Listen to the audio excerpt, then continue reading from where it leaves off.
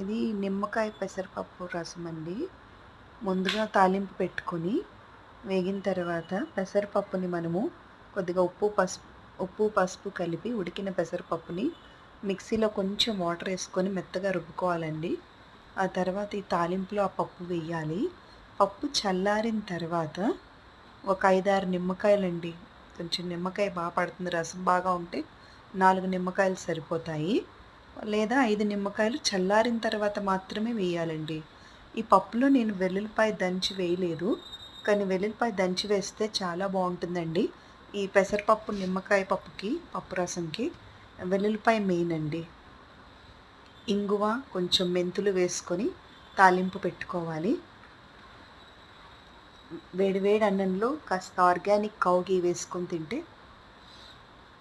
ఆవు నెయ్యి కొంచెం తీసుకోవచ్చండి, టేస్టీగా ఉంటుంది.